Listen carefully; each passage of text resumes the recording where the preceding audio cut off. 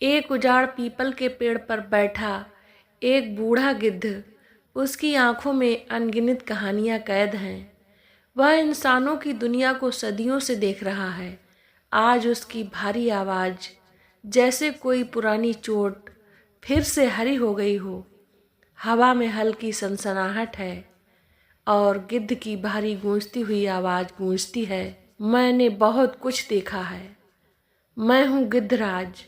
मैं आसमान से देखता हूँ कि कैसे इंसान अपनी ही बनाई दुनिया में खुद को बर्बाद कर लेता है। मैंने राजाओं को फकीर बनते देखा है, दौलतमंदों को सड़क पर मरते देखा है, और मैं आज एक ऐसी ही कहानी सुनाने आया हूँ जिसे सुनकर तुम्हारी रूह कांप जाएगी। यह कहानी है राजकिशोर बाबू की, एक ऐसे अमीर आदमी की जिसने अपनी दौलत से सब कुछ खरीदा लेकिन संस्कार नहीं खरीद सका, जिसकी तिजोरी भरी रही मगर दिल खाली था। और जब वक्त पलटा तो वही औलादें जिनके लिए उसने अपनी पूरी जिंदगी लुटा दी, उसे धक्के मारकर वृद्धाश्रम में छोड़ आई। पुराने जमाने की बात है। कस्बे के सबसे बड़े जिम्मेदार राजकिशोर बाबू अपनी शाही हवेली में रहते थे। चारों ओर रईसी का जलवा था। नौकर चाकरों की फौज थी। महंगे रेशमी कपड़े, सोने चांदी के बर्तन और शाही ठाट बाट। लेकिन उनकी असली दौलत थी उनके 3 बेटे, विजय, सुरेश और कैलाश, और एक बेटी पार्वती। उन्होंने अपने बच्चों को नाजों से पाला मगर शायद बहुत ज़्यादा प्यार दे दिया। दोस्तों, जब मिठास हद से ज़्यादा हो जाती है तो वह भी जहर बन जाती है। समय बीता, बेटों को पैसा तो मिला मगर संस्कार नहीं। विजय शराब का दीवाना बन गया। सुरेश जुए के पत्तों पर दौलत लुटाने लगा। कैलाश शौक कितना बढ़ गया कि हर रात नई महफिल सजाने लगा। केवल पार्वती ही ऐसी थी जो पिता की असली संतान निकली, मगर शादी के बाद वह ससुराल चली गई और अब राजकिशोर बाबू के पास कोई नहीं बचा था सिवाय उनकी औलादों के, जो सिर्फ उनकी दौलत पर पल रहे थे। गिद्धराज अपनी गर्दन झुका लेता है। यह सिर्फ शुरुआत थी। बेटों की हकीकतों ने कारोबार को बर्बाद कर दिया। फिर एक दिन हवेली के दरवाजे पर कर्जदारों की भीड़ आ खड़ी हुई। राजकिशोर बाबू, अब आपकी जायदाद नीलाम होगी। किसी ने उनकी हवेली पर कब्जा कर लिया, किसी ने उनकी जमीन छीन ली। रातों रात वे सड़क पर आ गए। लेकिन सबसे बड़ा झटका तब लगा जब उनके अपने बेटों ने भी उन्हें छोड़ दिया। विजय ने कहा, बाबूजी, अब हमारे पास खुद के लिए भी कुछ नहीं बचा, हम आपको कहाँ रखें। सुरेश ने कहा, हम खुद बर्बाद हो गए हैं, अब आपकी देखभाल कैसे करें।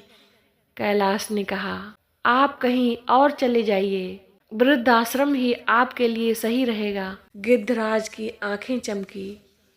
कौन सोच सकता था कि औलादें ऐसा कर सकती हैं। अब राजकिशोर बाबू के पास कुछ भी नहीं था। जहाँ कभी सोने चांदी के बर्तनों में खाना खाया था, वहाँ अब रूखी सूखी रोटियाँ भी मुश्किल से मिलती थीं। लेकिन एक दिन रात के अंधेरे में रामलाल नाम का एक बूढ़ा आदमी उनके पास आया। मालिक, मुझे पहचाना? राजकिशोर बाबू की आंखें डबडबा गईं। रामलाल वही नौकर था जिसे उन्होंने बरसों पहले नौकरी से निकाल दिया था। मालिक, आपने मुझे निकाल दिया था, लेकिन मैं आपको इस हाल में नहीं देख सकता। दोस्तों, आपके दिल में एक सवाल जरूर उठता होगा कि नौकर इतना वफादार मगर बेटे इतने निर्दयी क्यों। कुछ महीनों बाद जब राजकिशोर बाबू बिल्कुल जर्जर हो चुके थे, तो एक दिन उनके तीनों बेटे वृद्धाश्रम में पहुँचे। लेकिन वे पछताने नहीं बल्कि झगड़ने आए थे। बाबूजी, सुना है पार्वती हमें सबक सिखाने वाली है। कहीं आपने जायदाद का कोई और दस्तावेज तो नहीं बना रखा है? अब तो आपकी हालत भी बहुत खराब हो गई है। कहीं आप हम पर बोझ तो नहीं बनने वाले हैं? राजकिशोर बाबू एक शब्द भी नहीं बोले। उनकी आंखें पत्थर हो चुकी थीं।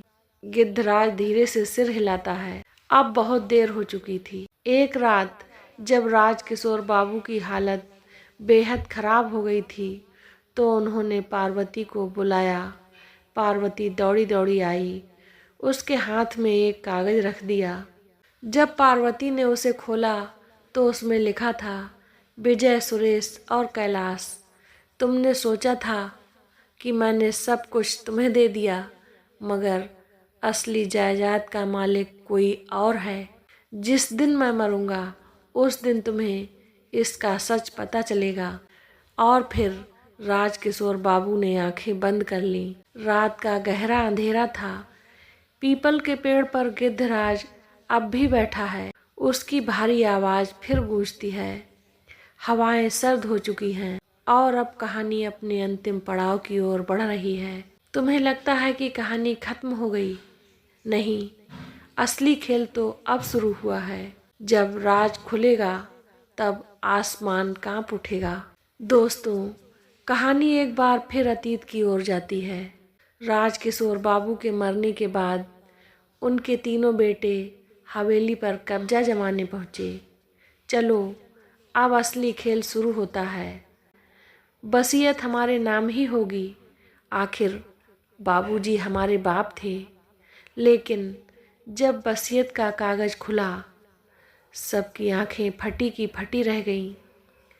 वसीयत बेटों के नाम नहीं थी, बल्कि वह एक ऐसे शख्स के नाम थी जिसे देखकर तीनों बेटों का खून खौल उठा। ये कैसे हो सकता है? विजय चीखा, हमारे ही बाप ने हमें ठग लिया। सुरेश बिफर उठा, बुढ़े ने मरने से पहले हमें भीख मांगने लायक बना दिया।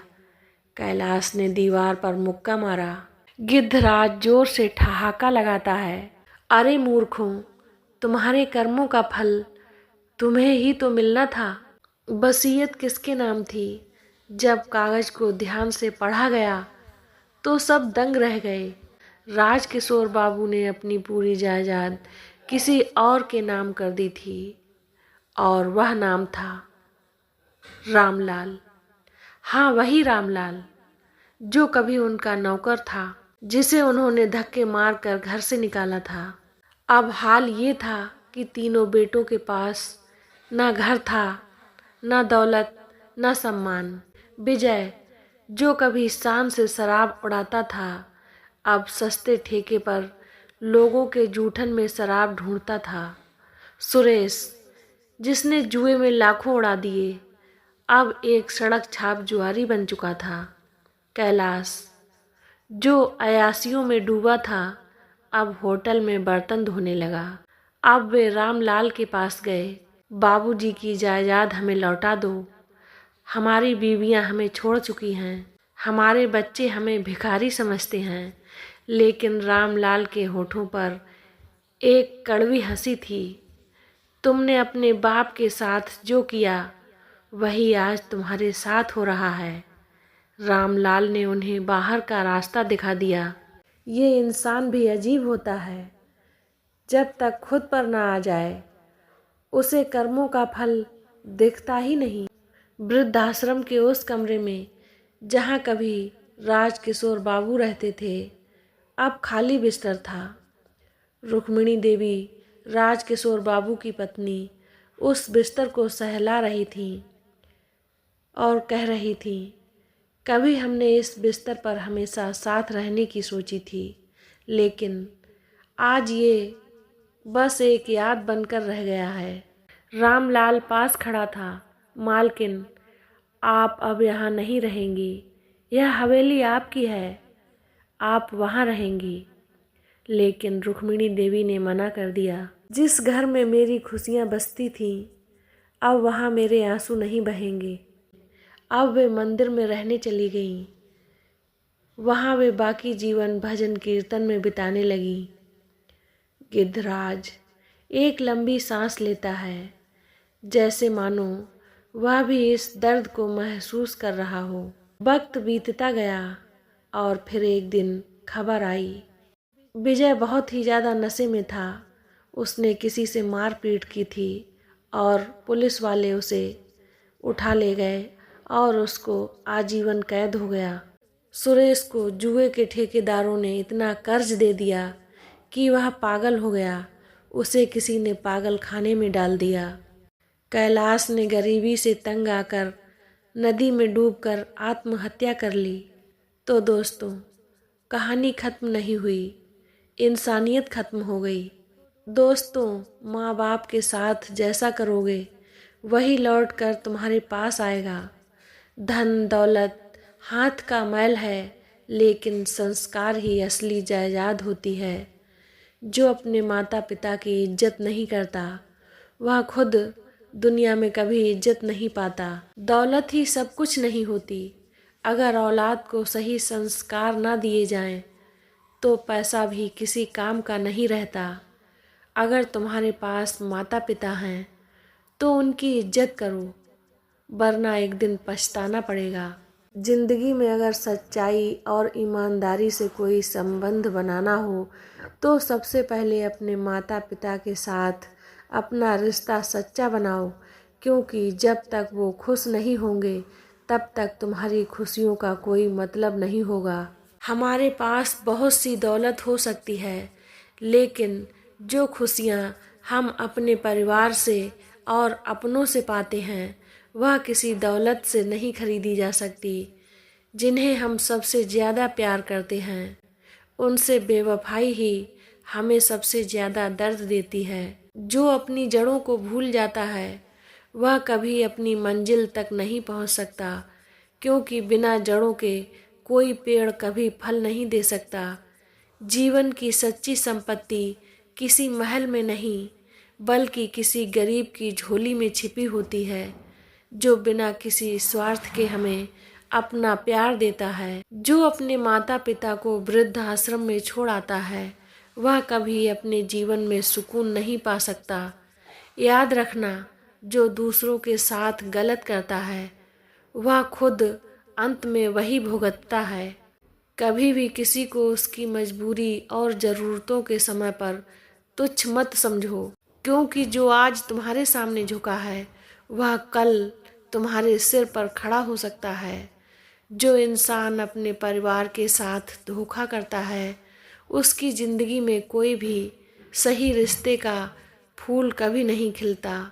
हमारी सच्ची पहचान हमारे कर्मों में होती है, और जब तक हम अपने परिवार के प्रति सच्चे नहीं होते, तब तक हमारी असलियत छुपी रहती है। इंसान वह नहीं है जो वह दिखता है, बल्कि वह है जो उसके दिल में है। अगर उसका दिल बड़ा है, तो दुनिया छोटी लगने लगती है। गिद्धराज अब अपनी चोंच आसमान की तरफ करता है।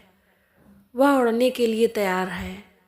अब मैं चलता हूँ एक और कहानी तलाशने, लेकिन ध्यान रखना, अगला शिकार तुम ना बनो।